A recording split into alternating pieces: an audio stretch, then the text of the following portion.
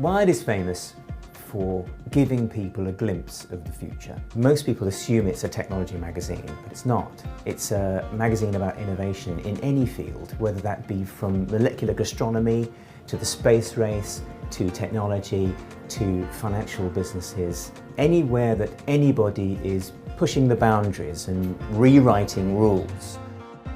I've been writing and talking about technology for over 15 years.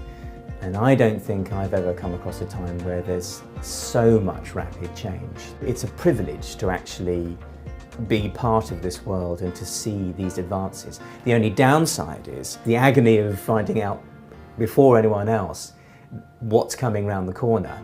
And then obviously you're getting the longest wait of anybody else before I can actually start to enjoy it. I love telling people about stuff that they really wouldn't believe was possible.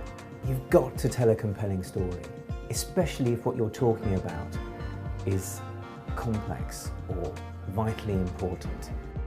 I like to involve the audience in what I'm actually talking about. I want them to see how passionate I am about it. And the way to do that is to establish how whatever I'm actually talking about is directly relevant to them.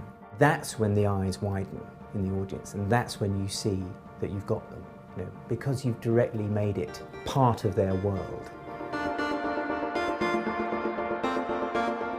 We're seeing rule books being torn up right in front of us, on a daily basis. And what was actually the right way to do something 6 months or a year ago is now the wrong way to do it. Now, that's a scary proposition when the ground is shifting so quickly, but it's also a tremendous opportunity.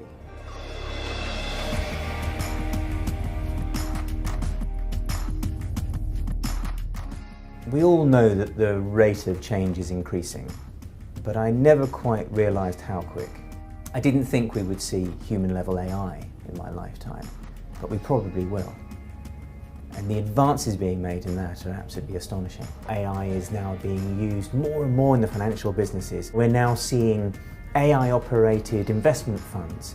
The Internet of Things too is being pushed by consumer demand and wanting the connected home and wanting their fridge to say hello to them when they come in the door. But actually that's the tip of the iceberg. The rest of it is all business. It's a tremendously exciting time because I can see this is going to rapidly change how we live our lives. And the companies and the individuals that embrace this sort of change are going to have a tremendously bright future.